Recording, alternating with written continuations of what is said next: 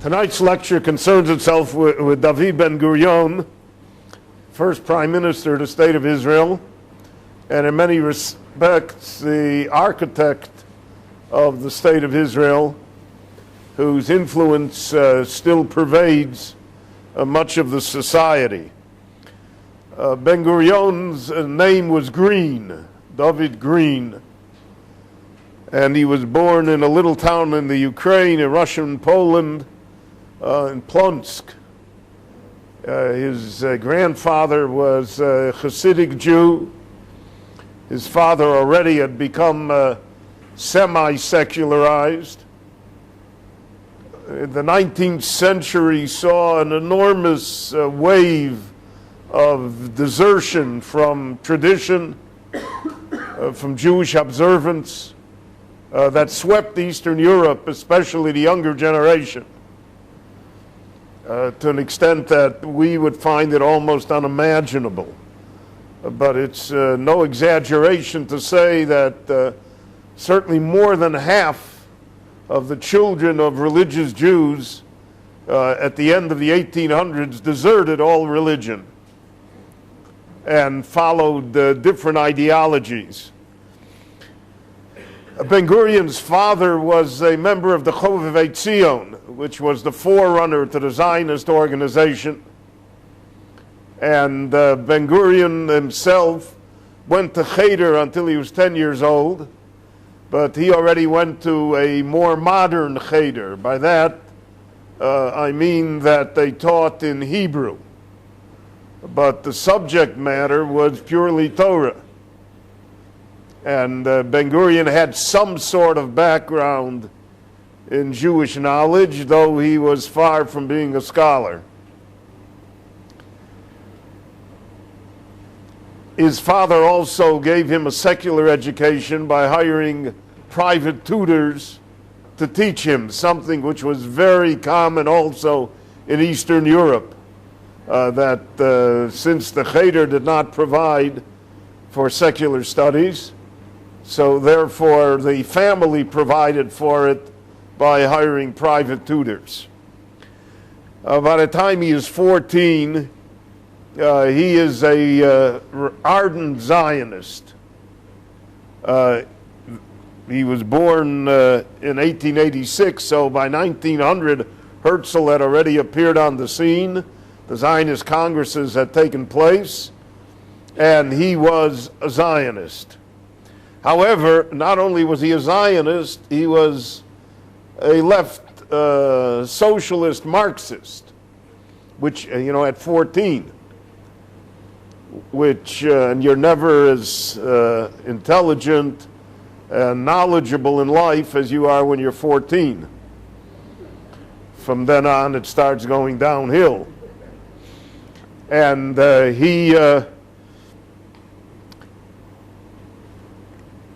he developed talents as a public speaker, as an orator, and he spoke for socialist causes and he spoke for Zionist causes.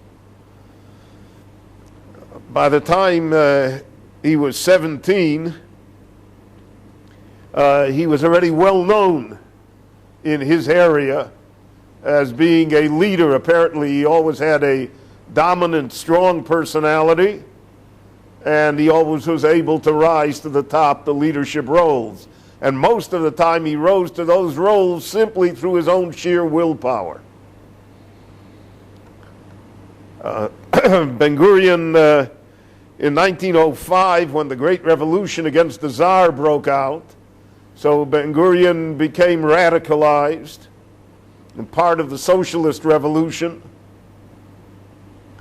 And he was arrested by the Tsar's police. His father intervened and got him released. He was arrested again. Many, many great people were arrested by the Tsar's police because the Jewish youth, so to speak, the best and the brightest, pushed towards revolution.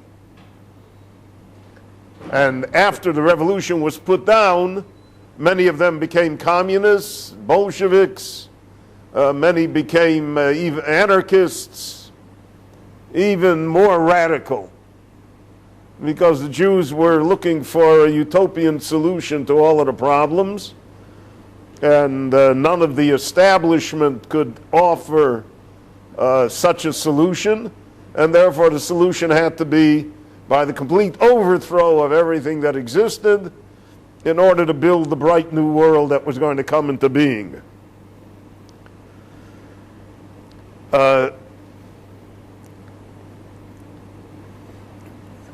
Ben Gurion in 1906 comes to the land of Israel.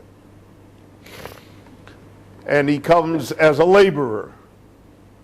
He worked in the orange groves of Petach Tikva, and he worked in the winery at Rishon LeZion. His experiences as a laborer convinced him that laborers were being exploited. That certainly was the case in 1906. It may always be the case. And because of that, therefore, he formed in his mind the idea that the laborers should unite, form an organization, and so to speak, they would be their own masters. Now, this was in line with Marxist thinking, with leftist thinking, and Ben Gurion would put it into effect 14 years later when the Histadrut is formed in the land of Israel, the labor union, and by 1923 Ben Gurion becomes the head of the Histadrut, and that gives him the lever of power which eventually propels him to be the leader of the country. But a lot of things happen in between. Ben Gurion was a fervent supporter of Hebrew language, to the extent that there was a period, the first 10, 15, 20 years of the century, there was a contest in Israel whether Hebrew or Yiddish should be the language. The Ashkenazim, in their own way, always ignored the Sfardim. And therefore, even though Yiddish could never be the language because the Sfardim don't speak it, that the Ashkenazim felt that that was their problem, but that they did not have to accommodate themselves to that situation.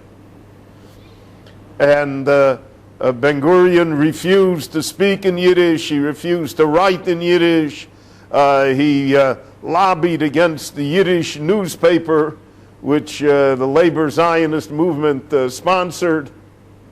He said everything has to be in Hebrew.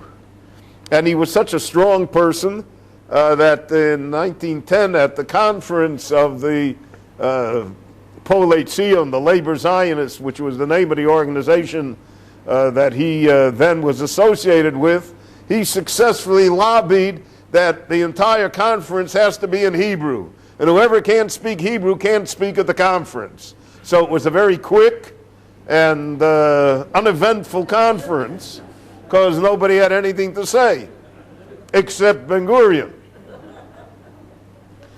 But his will, I only take that as an example, his will was so strong that he was able to impose his ideas and his will upon the others, even though the others were the majority. And that would be something that recurred many, many times in his lifetime. That was a blessing, but it also was a curse for him, because after a while he developed the idea that he was infallible, that he was always right, and that everyone had to listen to him, and that he had the right, so to speak, to impose his will upon others. So he always spoke about democracy, and he always was a great advocate of democracy, except when it came to David Ben Gurion, because he reserved for himself the role of being an autocrat, so to speak, of knowing better, and of therefore being able to impose his will upon others. In 1910, there's a revolution in Turkey. I mean, so the Yishuv is not going anywhere the first 10 years. It doesn't have many people that come here. In fact, there are years that the rate of emigration from the land was greater than the rate of immigration into the land. And you had terrible conditions, malaria, poverty, the Arabs who never welcomed Jews to the country. And the Zionist dream looked to be absolutely futile. And Ben-Gurion also objected to political Zionism, the fact that political Zionism depended upon what the nations of the world would give to the Jewish people. And whether England or France or Germany would back the idea of a Jewish commonwealth in the land of Israel. And he said that was all useless, and he said that the settlement of the land is the only true Zionism. All else being self-deception, empty verbiage, and merely a pastime. And with that, he dismissed all the efforts of the political Zionists who were in charge of the Zionist movement.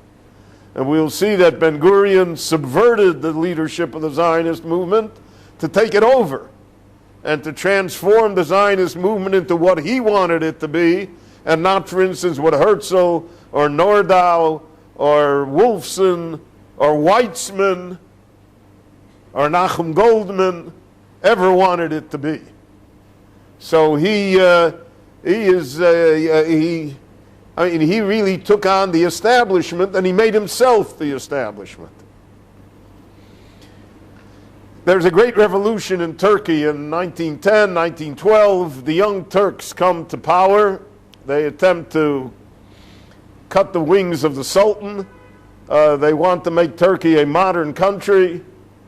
They're sick and tired of the corruption, of the ignorance, of the fact that the Ottoman Empire is the sick man of Europe. Ben-Gurion supports them. Not only that, he and Ben Tzvi go to Turkey and enroll in universities in Turkey so they can get closer to the Young Turks, because he has the idea that when the Young Turks will come to power, finally he'll be able to work something out regarding Jewish settlement in the land of Israel. And naturally, this all turns into nothing. In 1911, he and Ben Tzvi, for the first time, are elected as delegates to the World Zionist Congress. And they begin their rise to the top. He travels throughout the Ottoman Empire. He ends up in Salonika. In Salonika, for a period of time, he worked on the docks as a stevedore. And then when Greece and Turkey had a war and Greece became independent of Turkey, Salonika became Greek. So then he left Salonika and he moves back to Turkey because he thinks that that's where the best things will happen for the Jewish people. 1914, the war breaks out. Now, the Zionist movement remained neutral in the First World War until 1917. The first 3 years of the war, they were neutral. After all, there were Jews that fought for Germany and for Austria, just as there were Jews that fought for Russia, for France, and for England. And the German Jews, the German Jewish Zionists were very loyal to Germany. And they said that if Germany wins the war, then the Zionist movement will have a greater chance than if the Allies win the war. So the Zionist movement didn't know what to do, and it stood on the fence. Ben-Gurion supported Turkey, supported the Central Powers, because he also was convinced that if Turkey wins the war, in the peace that will follow afterwards, there will somehow be room for a Jewish commonwealth in the land of Israel, and Turkey will allow it to happen. However, in 1915, the Turks arrested all of the Zionist leaders in the land of Israel and exiled them to Egypt, to Alexandria. Ben Gurion is also exiled there. There he meets Trumpeldor, who is organizing a Jewish battalion to fight against Turkey. Later it turns into the Zion Mule Corps, it was called. We discussed this when he discussed Jabotinsky. And the Zion Mule Corps is going to fight on the side of the British at the invasion of Turkey at Gallipoli. Ben Gurion was absolutely against the Zion Mule Corps. He said it endangered any chances of the Yishuv in Israel, in the land of Israel, and that therefore support of the Allies was inimical to the future of the Jewish people in the land of Israel. He then leaves Egypt and comes to New York. He and Ben Tzvi come to New York, where they spend the balance of the war. And he marries in New York a nurse, famous Paula. He writes in his autobiography with great pride that they never were married religiously.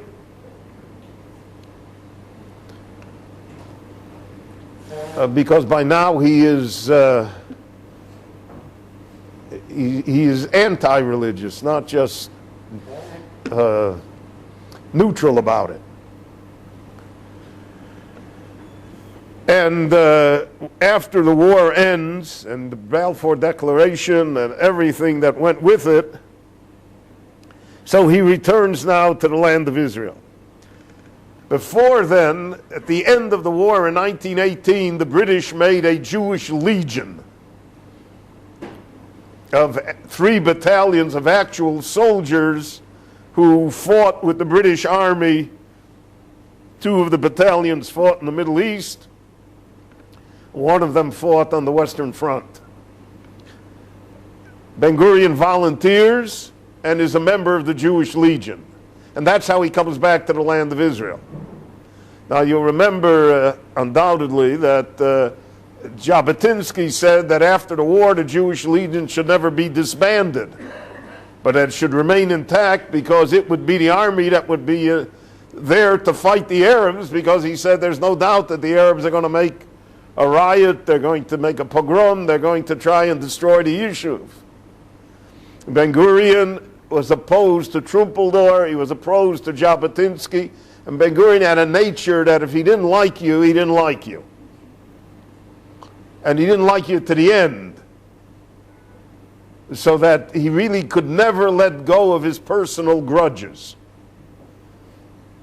And much of his career was engaged in, so to speak, getting even.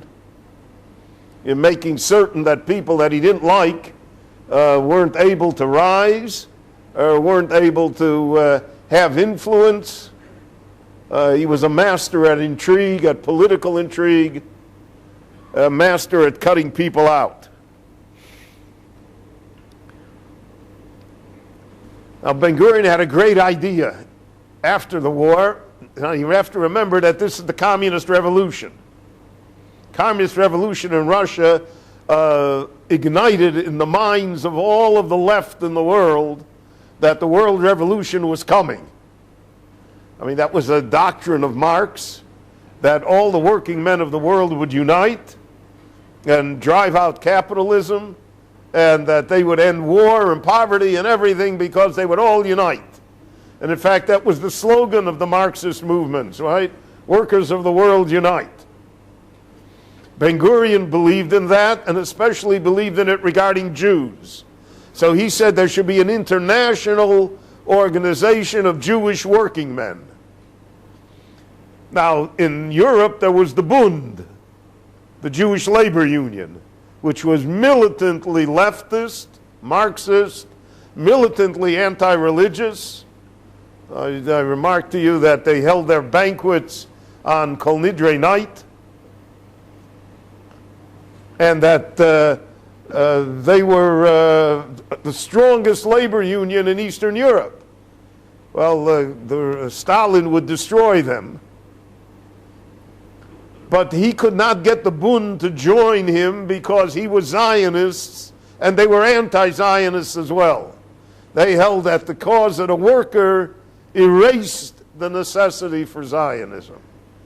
That what Lenin called particularism, that the Jews were guilty of particularism, meaning that they didn't deal in universal terms, they dealt only with the Jewish problem, the Jewish state that was small potatoes in this great, great dream of international labor. And so therefore he called for this international labor union of Jewish workers. Well, he couldn't get it going, but he got it going within the land of Israel. That he was able to do. And there's a famous picture of Ben Gurion taken in 1924 here in Jerusalem at the laying of the foundation of the Bet HaPoalim, of the workers' headquarters. And Ben Gurion is standing with the exact same pose of Lenin, with his hand in his pocket, the other hand outstretched. It's an exact copy of Lenin and all the statues of Lenin which appeared in the Soviet Union. Now, whether he did that purposely or subconsciously, no one knows. But nevertheless, to me at least, it's indicative of the fact of the influence of the communist revolution on workers and on the left. And he created the labor union. So first he creates a political party that he calls Achdut Avodah, which is the labor Zionist movement. And he is elected the head of the party. And then he creates the Histadrut, and he is elected the head of the Secretary General of the Histadrut. So he is now the single most powerful person in the country. Now, the power of the Histadrut, which has been diminished over time, and is still being diminished, but you see what it takes to diminish it, is due to Ben Gurion's idea that the Histadrut is not just a labor union. The Histadrut is the country. The Histadrut is the Yishuv. The Histadrut owns property. The Histadrut owns the means of production. And for his great coup was that he set up a health program through the Histadrut. So if you wanted to have health insurance, then you had to belong to the Histadrut. And therefore he had thousands and thousands of people who were not labor Zionists, who were paying money into the Histadrut for membership because of the fact that they wanted health insurance.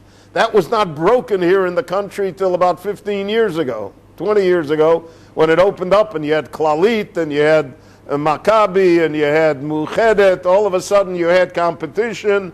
You didn't have to belong to anything in order to get health insurance. That really was the beginning of the breakup, or the attempted breakup of the Histadrut. Because until then they had a stranglehold on all of the health services in the country, and people always want to need health services. His idea was that all the workers would pool all that. He was going to make one gigantic kibbutz out of the country. Everybody would pool their money, and then the Histadrut would distribute it according to its wisdom and according to the needs of the people. Now this is pure utopia. Pure, it's communism in its ultimate form. And naturally, it did not work. Now, one thing that has to be said about Ben Gurion, he was an ideologist, but he was a practical person. And basically, when he realized that it wouldn't work, he changed his mind. He changed his policies, he changed his tactics. He adopted programs that were in conformance with reality. For instance, he travels to Russia, to the Soviet Union in the early 1920s, when everybody, all the left, traveled to the Soviet Union to see the great wonders that were done there. And naturally, Lenin and Stalin and Trotsky only showed them what they wanted to show them. So you have the famous statement of John Reed, the American correspondent who went there, and he said, "I have seen the future and it works." But they didn't show him the slave labor camps, and they didn't show him the starvation, and they didn't show him how it did not work. From its inception, it did not work. It took 70 years to collapse. But it was a system that from the beginning had really no chance of working. But he travels to Russia and he proposes that the Histadrut join the Soviet Union Labor Federation. And like, we'll all be partners. And naively, he thinks somehow that the Soviet Union is in favor of Jewish settlement in the land of Israel and will be willing to release millions of Jews to come from the Soviet Union to build in the land of Israel a state similar to the state of the Soviet Union. Well, by that time, Lenin was dead. Stalin was not interested in any Jewish state, and he was not interested in letting anybody out of the Soviet Union. And that, Ben-Gurion remembered that. So in 1948, 25 years later, Ben-Gurion is the one that makes the fateful choice whether Israel will be with the West or with the Soviet bloc. And as I mentioned to you, Ben-Gurion had a long memory, and he remembered things that were done to him and insults that he received and plans of his that were dismissed, and therefore from then on he had it in for the Soviet Union, which really is one of his great accomplishments. Is that, can you imagine, we cannot imagine what would be if Israel would have made that terrible, fateful error of aligning itself with the Soviet Union. Ben-Gurion also saw the rising power of Jabotinsky and of the revisionist Zionists and of the strong opposition to Weizmann, etc. So Ben-Gurion, even though, again, he loathed Jabotinsky, but in his practical, pragmatic way, he negotiated a deal with Jabotinsky by which the labor Zionist movement and the revisionist movement would live together, would share certain powers, and would together work for building the state. However, when Ben-Gurion submitted that agreement to the Labor Zionist Congress for ratification, it was overwhelmingly defeated. He was guilty of his own propaganda, because they had spoken so strongly against Jabotinsky and so strongly against the revisionist movement that they felt that it was treacherous, so to speak, to make such an agreement.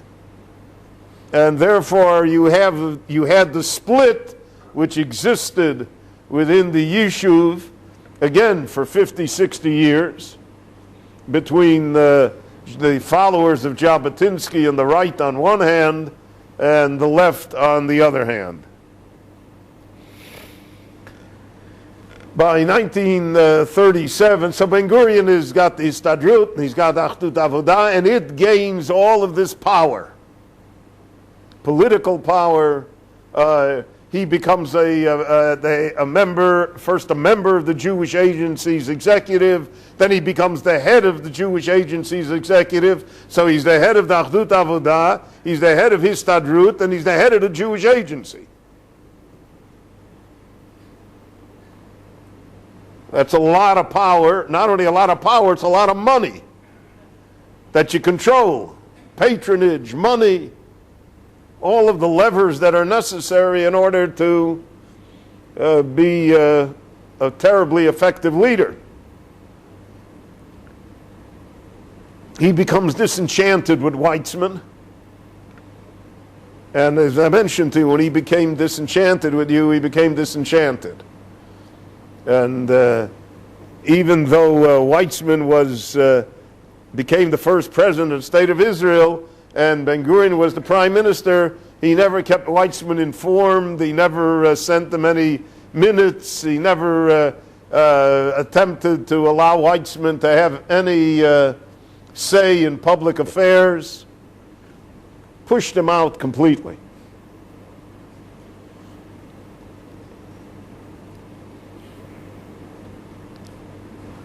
In 1937, England, because you had riots here in the country, 1920, 1923, 1926, 1931, 1933, 1936. So England decides that the Balfour Declaration was a great mistake.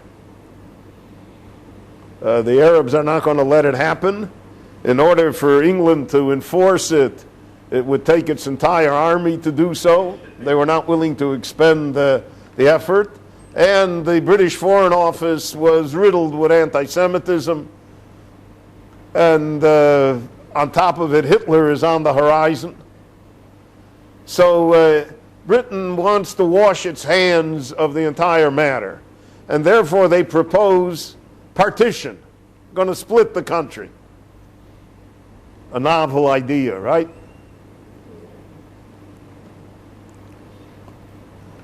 Been repeated about 10 times since then. It hasn't happened yet. They're going to split the country. And the Jews were given a very, very small section of the country. Less than 18% of the land mass west of the Jordan. The east of the Jordan was taken away by Churchill already in 1920. And the West Bank, the west side of the Jordan, under the partition plan, only 18% of it would be Jewish. The partition plan was opposed by the right, by Jabotinsky, by the revisionists.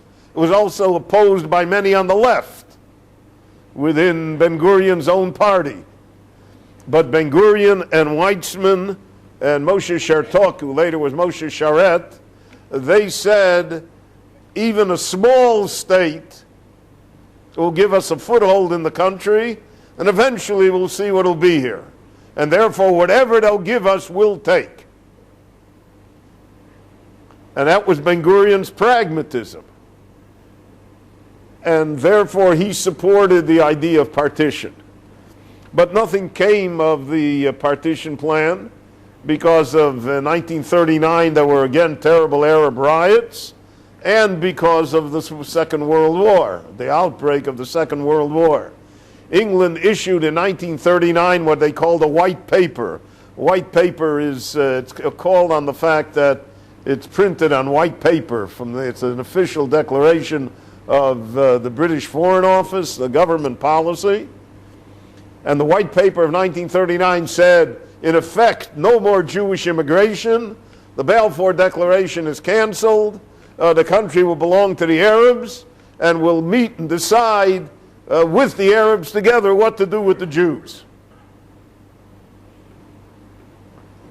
Ben Gurion organized great demonstrations against the white paper here.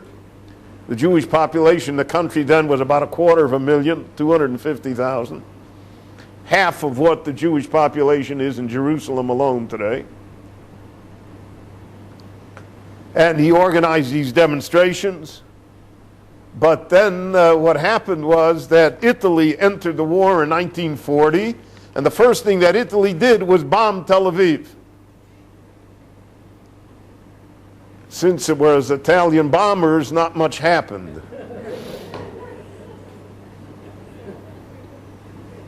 But the issue was brought hard to the fact that they were in the front line of the war. And they also came to the realization that the only ones that would defend them were the English, was Britain. And therefore Ben Gurion issued his famous statement in which he said, "We will fight the war on the side of the British as though there is no white paper, and will fight the white paper as though there is no war. And during the entire war, the Yishuv was quiet, with the exception of the right wing of Jabotinsky's group that formed the Irgun and later formed the Lehi. So, for instance, they assassinated Lord Wein, the British general in charge of the Middle East who was stationed in Cairo. Now, Ben Gurion was a bitter opponent, as I mentioned before, of these ideas and of these actions. Ben Gurion himself helped the British round up the people who did it. And because of that, he suffered great criticism from his own Haganah, from the Haganah, and the Palmach especially was the militia of the left. And that's where most of the generals came from. Most of the military generals in Israel's history have come from the left. And all of this was Ben-Gurion's way of being practical. And I don't want to discuss what Ben-Gurion knew about the Holocaust or not. No one knows what he knew. No one knows what his reaction should have been, was. It's very hard to put it together. Ben Hecht has the book Perfidy. There are other things that are written. There are defenses that are written. Can't really know. Have to leave that judgment to higher authorities than us.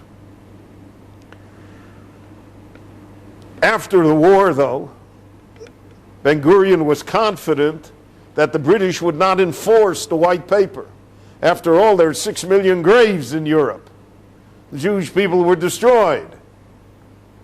And he was convinced that Britain, after having seen the atrocities, what occurred to the Jewish people, simply out of human sympathy, would make provision to enforce the Balfour Declaration. But England at that time was governed by a Labour government, so that's one of the ironies, because the Labour Zionists here always supported the Labour government because of Labour and Labour. And therefore, in effect, they rooted for the fact that the Labour government should win the election. And they looked forward to a Labour government.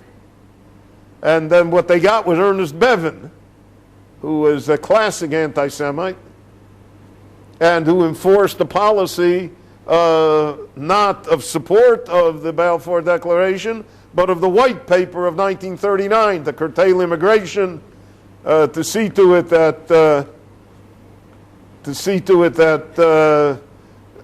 none of the Jewish forces would be able to get arms. The British lined up solidly on the side of the Arabs. After, in 1946, Weizmann was not re-elected as the head of the Zionist movement. There was a reaction against him. Ben-Gurion helped force him out.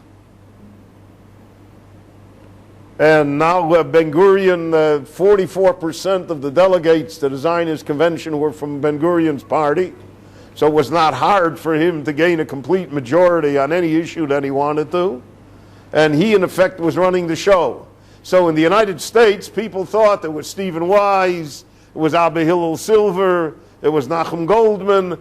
They were the Zionists that were leading the charge. But in effect, they were powerless. It was Ben-Gurion who was running the entire thing. And he was the chairman of the Jewish Agency. And he was the one that now pushed for a partition plan, because he realized that there was no other way that the Jewish interests in the land of Israel could occur. Britain made an error in judgment. Bevin felt that he was going to throw the matter into the hands of the United Nations. So he felt that one of two things would happen. Either the United Nations would give it the land to the Arabs, or if it gave it to the Jews, if it enforced the partition plan, if it passed the partition plan, then the ensuing war which the Arabs would wage would destroy the Jewish community, and Britain would have to intervene in order to save the Jews from being massacred. And when Britain intervened to save the Jews from being massacred, so then the whole Zionist dream was over. That was the Foreign Office's assessment of the problem. We all know that the partition resolution passed. There's a whole series of, Abba even has it in his autobiography. He was then a young man working the Israeli the Zionist delegation. And so people were, the most famous case is the Filipino government, which sent instructions to its delegate to vote against the partition, but its delegate was so drunk that he voted for it. And there were other stories that are not so nice of how votes were obtained. But in any event, it passed 33-13. And the next day, the war broke out, the War of Independence. Ben Gurion was not only a political leader, he was a military leader as well. And he organized all of the Israeli forces. He is the one that made all the crucial decisions. The crucial decisions where the borders would be, whether Negev should be conquered, whether Eilat should be conquered. He is the one that ordered that the Sinai be evacuated, though Israel occupied a great deal of the Sinai. He's the one who set it all up. And he said how far to go and how far not to go. He also broke up all of the private militias. We all know the story of the Altalena, the ship of the Irgun, which he ordered Yitzhak Rabin to fire upon. And he also broke up the Palmach, the left militia. And he incorporated everybody into the Israel Defense Forces. And he, more than anyone else, strove to make that the army should not be involved in politics. And that the army should be, so to speak, on the same basis as it was in England or the United States. The army does what the government tells it to do, and not vice versa. And that the army, whatever individual political leanings the generals may have, has nothing to do with how the army should work. He comes now to declare the state, May 14th, 1948. He wants a majority of the 10 men in the council that have to declare the state. He wins the vote 6-4. He is determined to have the state. There's no question that if it were not for him, it would not have. America pressured not to do it. The UN pressured not to do it. And within the Jewish community, there were enormous pressures not to do it. And he was the one that said, we're going to do it, and he forced the issue, he forced the vote. He got 5 other people to vote with him, and so it was declared. And he read the Declaration of Independence, which he himself wrote, one of the least inspired of all documents ever written for a momentous occasion. Could have got Jefferson to write it. And the state is born. And they make a provisional government, and he is the prime minister and the defense minister in the provisional government.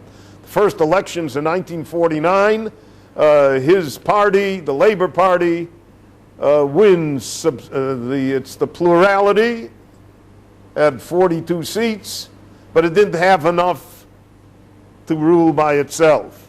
And he is the one that entered into the 30-year alliance with the religious parties, and he is the one that agreed to the status quo in religious matters, that the government will be kosher, the country officially will be Sabbath observant, but privately people can do whatever they want, and divorce and marriage, domestic relations would be in the hand of the rabbinate, and he himself would raise the question later of who is a Jew. He would send a questionnaire to over 40 of the leading Jewish people in the world that they should answer who is a Jew, and he was astounded by the answer that came back. I think 38 of them answered that a person is Jewish only if the person is born of a Jewish mother or converts according to halakha. And many of the people that wrote back were not Orthodox. And that at least temporarily settled the issue with him. So Ben Gurion runs the country till 1953.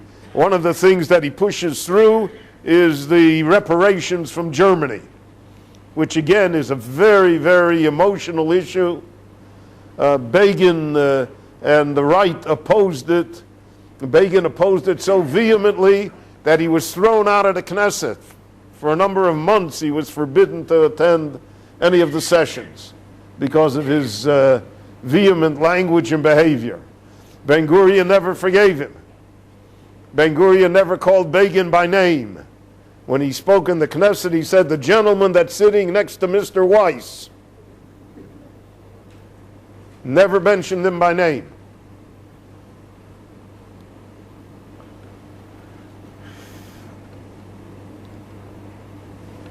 In December 1953, Ben Gurion resigns. He says the load is too much. He's carried the thing for so long, which he did for 35 years almost. He's carried the whole thing himself. It's time to retire. He goes to a kibbutz in the Negev called Sde Boker, and there he attempts to build, he wants to build an institution of learning, which he called, it would be the combination of, it would be the Yavne and Oxford of the land of Israel, which would be an excellent combination if it could happen. And he's out of politics, not involved. His successor is Moshe Sharet, who was his foreign minister. But in 1955, a Mossad spy operation in Egypt was uncovered. 2 of them were hung. Others spent as much as 18 years in jail. They were not released until after the prisoner exchange after the Yom Kippur War. And it was a very botched operation. And then people wanted to know who is achrai, who is responsible for this botched operation. The Minister of Defense under Sharet was a man by the name of Pinchas Lavon. And Lavon was pretty much framed as being the one that was responsible for it. He was forced to resign. When he resigned, the whole government had to resign. Ben Gurion comes out of retirement. When Lavon resigned, then Sharet asked him to come back as Minister of Defense. Then when the whole government resigned, they had new elections. The Labor Zionists won again, and now Ben Gurion comes back as Prime Minister. Second time. He conducts the famous Mivtza Kadesh, the war in Sinai against Egypt in cooperation with England and France. Ben Gurion built up very good relations with France, which at that time was fighting a war in Algeria against the Arabs. The man that negotiated all of this was Shimon Peres, who was Ben Gurion's protege. And also from France, he began to get the knowledge necessary to build an atomic reactor at Dimona. It was really the French that helped the Jews build that atomic reactor to enrich uranium, etc., something which is not easy to do. The Israelis win the war, but they lose the peace. Russia and the United States force Israel to give back everything, and they give them promises that the United Nations will somehow guard the border, prevent terrorist attacks, allow shipping in the Gulf of Eilat, and the situation is ended. Ben Gurion was heartbroken over the fact that he had to give back everything. In 1959, when the elections come again, Ben Gurion has a new idea. Ben Gurion is tired of coalition governments. Who could blame him? So he proposed electoral reform, that instead of having proportional representation, which is what we have today, that, for instance, if you get 20% of the vote, then you get 20% of the seats. And you pick whichever people you want. Every party picks whoever they want to be members of the Knesset. Ben Gurion opposed that system based on his experience. He wanted constituency elections. In other words, somebody would run, let's say in this neighborhood in Rehavia, people would run for the Knesset. And then we would have a chance to vote for the person, even though the people would belong to political parties, but they would certainly be more responsible to the citizenry and less responsible to the political party.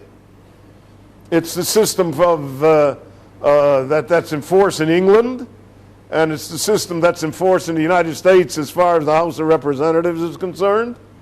And because of that, therefore, he wanted that to happen. However, and he campaigned on that issue, and he thought that he would get enough people to support him that he'd be able to push it through the Knesset. Needless to say, the Knesset does not like to vote itself out of a job. And therefore, when he had to form this coalition government again, all of the parties said, we'll only go with you if you forget this wild idea about electoral reform, and we remain with this idea which we have of proportional representation. Proportional representation permanently assists the smaller parties.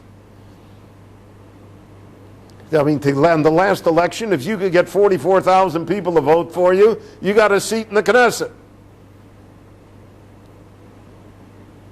Whereas under the other system, if you didn't get the majority in the constituency where you ran, and then you're not in the Knesset, and you have nothing to say. And therefore, the ability to form a coalition would be greatly enhanced. Ben Gurion has got a bug in his mind. The Lavon affair. He's against Lavon. He's convinced Lavon was guilty. And Lavon was given a nice job as the Secretary General of the Histadrut. The Labor Party, they took him out of and what happened was they had an inquiry, a commission, and the commission said Lavon was innocent. Lavon was innocent of the charges. Ben Gurion could make no peace with that. He refused to accept the commission's report. He said Lavon is guilty, and that became an obsession with him. He had to prove Lavon guilty. And finally he came to the Labor Party and he said, it's either me or Lavon. So L'mi yachbotz hamelech yasos yikor yoser mimeni, right? If I say it's me or Lavon, then it's going to be me. But the Labor Party decided it was Lavon. And Ben Gurion resigned from the Labor Party. And in the next election, he made a new party called Rabbi. And he took a bunch of all-stars with him, Moshe Dayan, Shimon Peres, Yosef Almogi, and he figured that the electorate will reward him with a strong showing. Well, he only got 8% of the vote. And Rafi fell apart soon afterwards, and it joined together with Achdut Avodah and Mapai, and it became the Labor Party. And Ben Gurion resigns again, goes back home, but he devotes his life to the Lavon affair. He's going to straighten out the Lavon affair. It's a bug. So here you have an outstanding personality, and you have a great person, and he just can't let go of what is really not only just a losing cause, but a minor. It's a blip on the radar screen. It doesn't make a difference anymore. He then forms another party. In September 1969, in the elections, which took place in October, he had a party called Rishimat Mamlachtit, the state list. And there he received only 4 seats in the Knesset, and he resigned from the Knesset in disgust, and now he goes back again to Sde Boker. So that really, such a life with such a bang ends really with a whimper with what happens here. Now, Ben Gurion had very strange things about him. He flirted with Buddhism. He was wild about the Tanakh, but he saw no connection between the Tanakh and the Jewish religion, which created the schizophrenia which exists in the land of Israel today. That if you study the Tanakh, then what do you do with everything that it says about God and religion and mitzvot, and that if you don't do the mitzvot, God forbid, terrible things happen, all of that. So you're supposed to know all of that, and you're supposed to win the Chidon Tanakh, and you're supposed to behave like a bohemian. And he took up causes. One of his causes was to readmit Spinoza into the Jewish people, because Spinoza had been placed in Cherem. So he's like Don Quixote tilting with the windmill. He's always looking for causes. And because of that, much of his later life was, was almost silly, nonsensical, out of touch with reality. I don't know if he really wasn't understood what the state of Israel was now and what it was going to be. After the 67 war, he said prophetically, the problem of how to rule over the West Bank will haunt us. And even though he didn't advocate any solutions to it, he was right that the problem still haunts us. And it's almost an insoluble problem. Whatever you do is going to be wrong. And in his declining years, he wrote his memoirs. So his memoirs are, as you can imagine, very much biased towards him and his ideas. There are interesting anecdotes there. His biographers break up into 2 parts, those that are for him and those that are against him. But nevertheless, he was the force, the single greatest force in shaping the Yishuv and in creating the state of Israel. And today is probably his greatest fame is because of the university in the Negev, which is named after him, and the airport at Lod, which is named after him.